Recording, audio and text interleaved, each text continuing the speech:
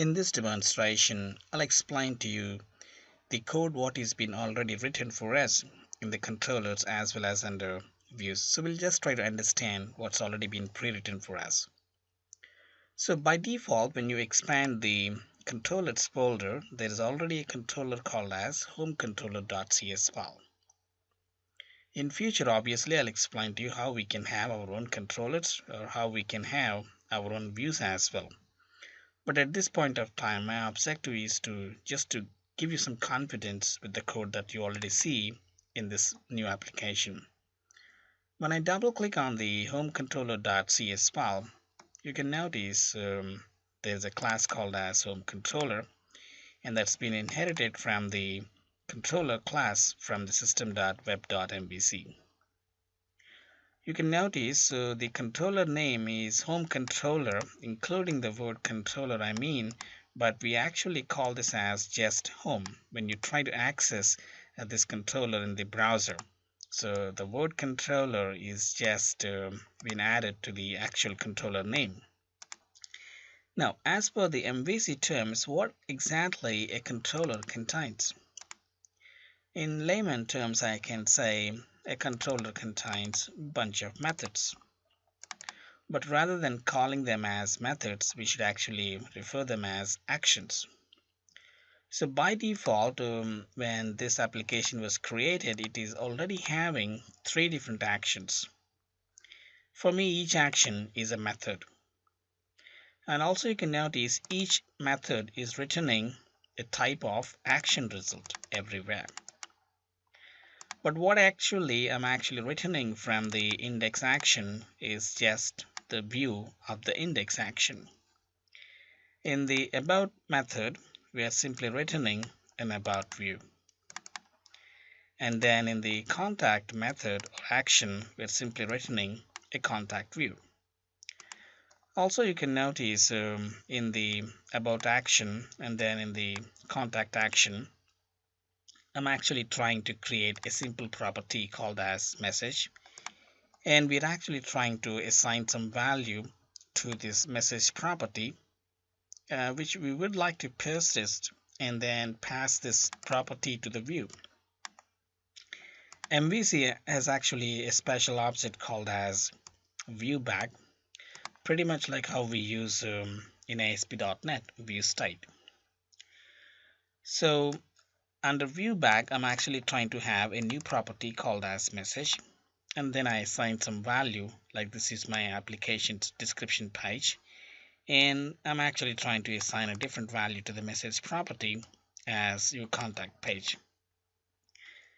MVC is not file based. MVC, when you try to run your MVC application, your URLs are not file based. They're basically controller slash action based, like home slash index. If I want to access this view, then I should say home slash about or home slash contact. So here view is a result, which basically returns the view that this action is using. Now, how do I know what view will be returned by the contact action or by the about action or by the index action? You can notice under the views folder, you have to have a folder name with your controller name. You have to have a folder that contains the name of your controller. So that means under home view, each of these methods should have a corresponding view. And you can see under the folder home, I have about.cshtml. The extension for views in MVC is your CSHTML for C# or VBHTML for VB.NET. So that means every method that you see here has got a corresponding view. Contact method returns a view of contact.cshtml, and index returns index.cshtml. If you can quickly open the, let's say, the about view, you can notice in the about action, we're actually trying to store some value into a message property. So how can I access this message property in the about view? Let's open the about view, and you can notice here I'm actually using a bit of Razor View Engine syntax. Again, we will be learning the Razor View Engine commands and expressions in the future lessons. So I basically want to access this property in my view. So then I should say at viewback.message. So I'm just trying to print the value of at viewback.message. Also, we are actually assigning a value about to a property called as title under viewback, and then we are simply trying to print that as well. All these properties are user defined. You can name them the way we like. It's not necessary it has to be message and so on.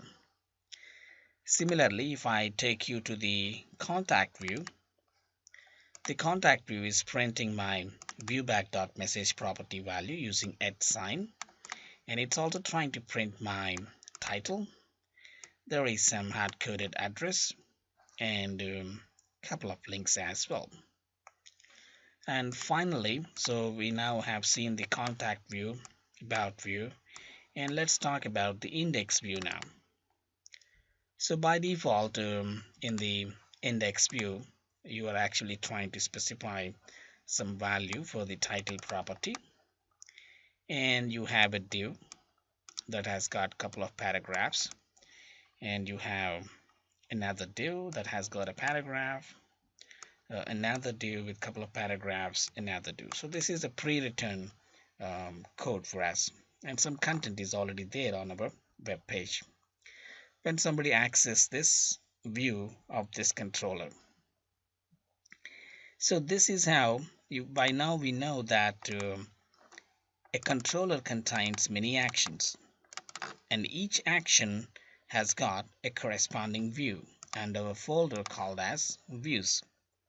You must create a folder with the name of your controller. Your controller name is home controller, so I create a folder as home, and then under this home you create bunch of views corresponding to each of your action.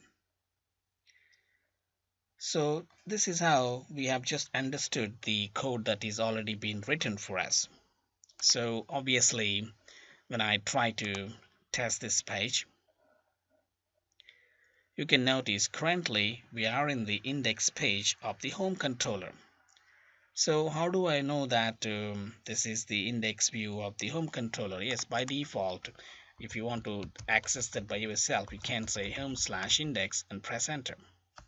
And in fact, you can actually put a breakpoint here and then press enter. Now you can see we're in the index action of the home controller, and I simply press F10 to come out of that, and F10 again, and basically press F5 to finish it off. So now we are in the home/index. So by default, if you don't specify any controller name or any action name, it's by default home/index. It's already been configured in our routing techniques. That's why it's taking me to the home/index. What if I don't type index? I just type the controller, nothing else. Even then, it takes you to the index view.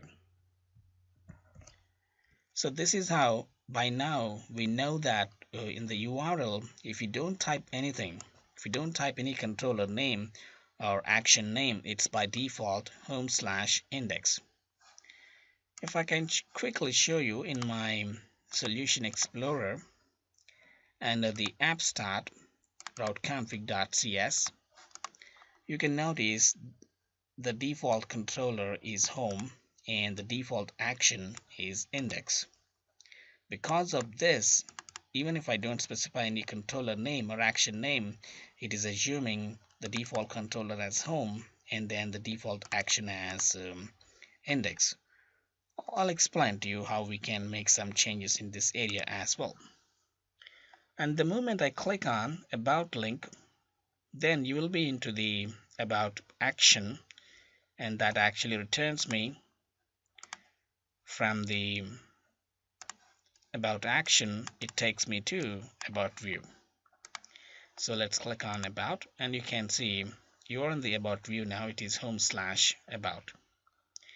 Also, if you click on contact, we're into the home slash contact. So all these things can be obviously customized by us. So there's a nav bar from where you're actually trying to get these links in fact for us, like we have as home, about, and contact. Let me show you where those menus are actually coming from. So these are the views that we have seen for each of the methods that we have in the controller.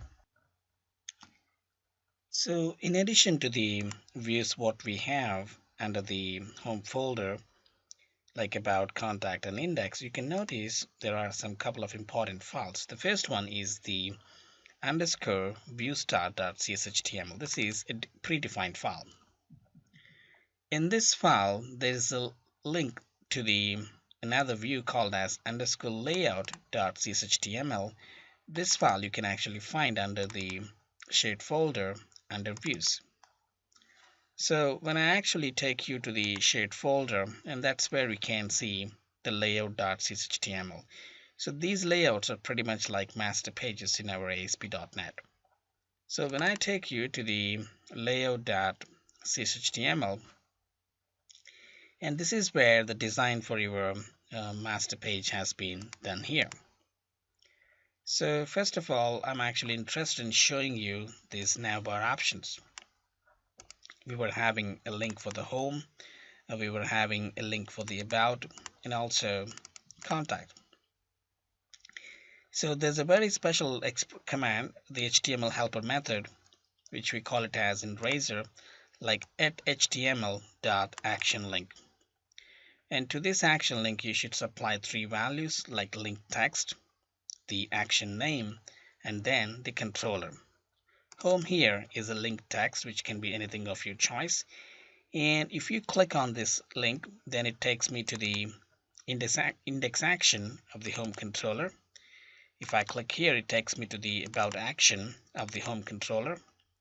And if I click here, it takes me to the contact action of the home controller.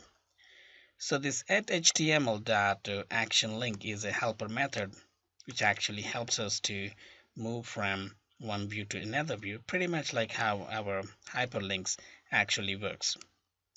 So, and also you can notice this is where we're actually trying to print the name of the user who is currently logged in. Also, you see some current time at the bottom of our page. And this is where the actual body of your page will be rendered. So this is a pre-written code for us, and which all these things can be customized by us. And you can see it's actually trying to render our CSS files and all the bundled JavaScript files here. So this is how to understand the whole process of the whole different files that your project contains. You should be obviously aware of this viewstart.cshtml file, which actually speaks to the layout.cshtml. And the layout.cshtml obviously will contain the UI design, which will be common for all the individual views in fact.